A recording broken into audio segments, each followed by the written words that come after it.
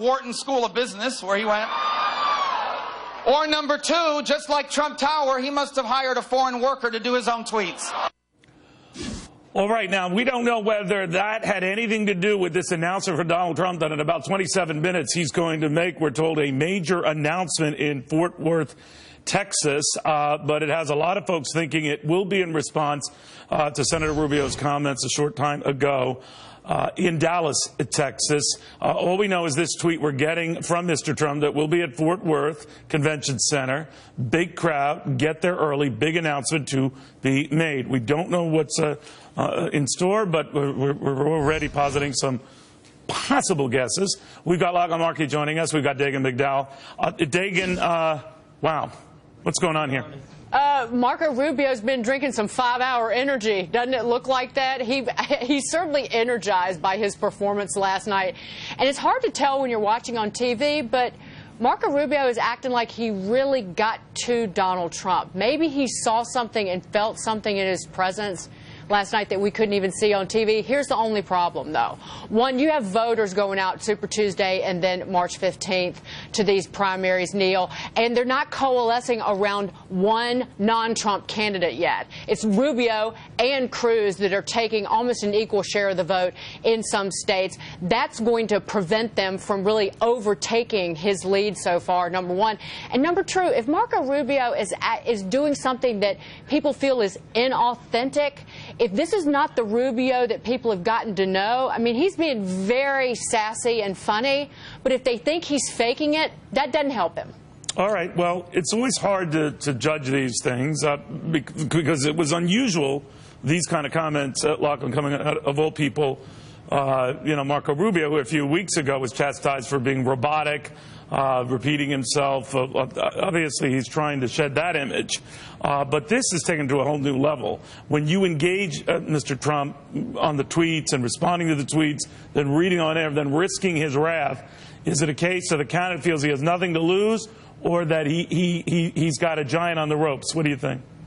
I think he's caught on to two really crucial points. And one of those is that really the only way to hit back at Donald Trump is to insult him. That seems to get under his skin, and that really seems to be the only thing that gets under his skin. Talking about his policy record or his donations to Democrats really isn't effective in kind of getting at him and rattling him and throwing him off message. What do you think, to Dagan's point, Lachlan, of the approach he's taking here? In the past, it was, I don't want to engage in the insult game. Now he's going knee-deep into trading the insults here. Is he doing so because, back to my point, he thinks he has nothing to lose, or that he feels that some of them are funny and should be responded to in a like vein? What do you think? Well, I think he's caught on, and that goes to my other point that I think he's catching on to, which is that when you look like you're having fun out there and you're funny and you're lighthearted, I think that goes a long way towards courting the types of voters that Donald Trump has courted. You know, you look at him up on the stump, and he's basically doing a stand-up comedy routine. And I think people really like that. Now, whether it's for better or worse, you know, you don't really get into the weeds of the policy details, but I think Rubio realizes that's not what's going to win this nomination contest, and that's why Trump's been so successful. And I think he did really well. I thought he was funny. Some of those one-liners about the Wharton School of Business and so on. I think he's catching on to that in a very big way, and I think it'll be successful. Last night, and of course we'll be replaying some of those clips as well, as some of you become very familiar with. Others maybe you didn't catch. But, you know, Dagan, I always think of it as some candidates, I guess the same could apply to TV anchors and all, they're sort of pigeonholed right into this thing. And people didn't discover until, well, into Fox that, hey, this woman, Dagan McDowell, she has a fantastic sense of humor, off the charts. And when people see that, they see you in a whole different perspective. I don't mean to put you on the spot, but is this Marco Rubio's way of saying, I'm not robotic, I've got a pretty fast wit on this, he's pretty extemporaneous doing this, you can agree or disagree with what he's saying, but he's clearly responding and reading insults against him. And that, you know, I don't know if I'd always do that. I get a lot of them that refer to my weight, and I get very vulnerable when they happen. But you know what I mean here? Is this opening up a new light on Rubio? You could argue too little too late, or is it a good time for this? It's never too late, because he did need to do this some months ago.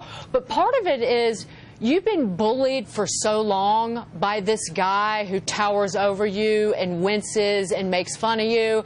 And once you kind of get the best of him and kind of get him riled up, when he was talking about his parents and his inheritance, you could tell Donald Trump got really angry. And so there's energy and there's excitement that Marco Rubio is getting from that. Maybe this is the part of Marco Rubio's personality that we haven't seen, but I want to see more of him patting his lip talking about the makeup. Because that, I mean, this is, but you know what? It all comes down to something Laura Ingraham said earlier in the week. Politics is supposed to be fun.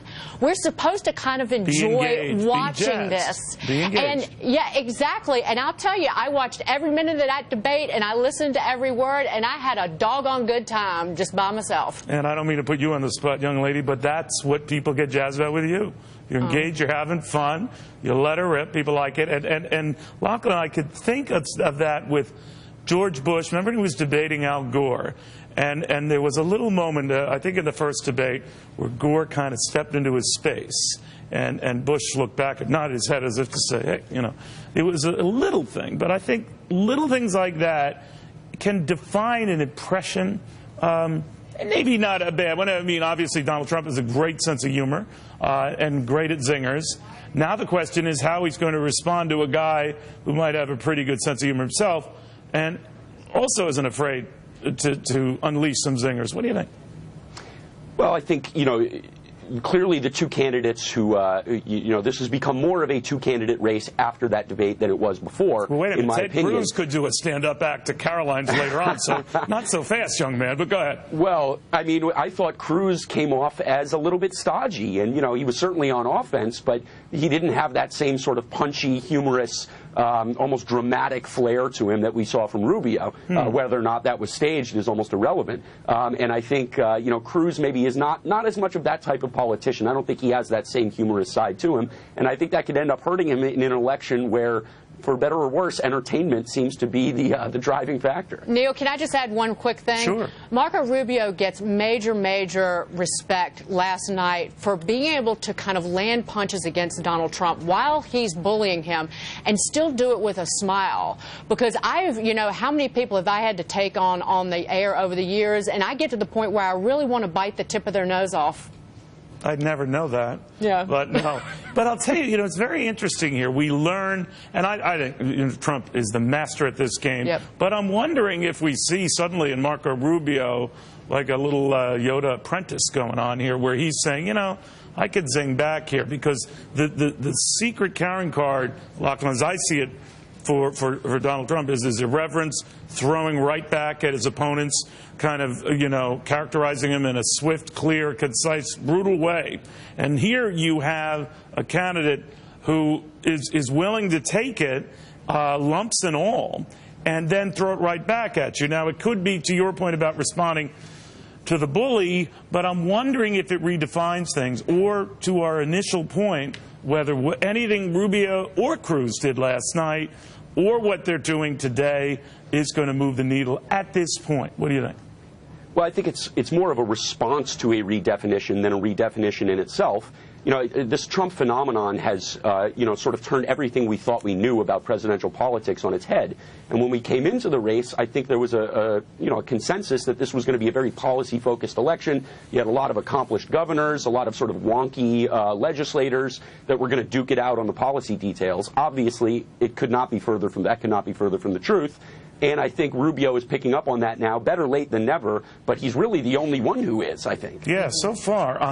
By the way, that policy stuff and positions, like, for losers.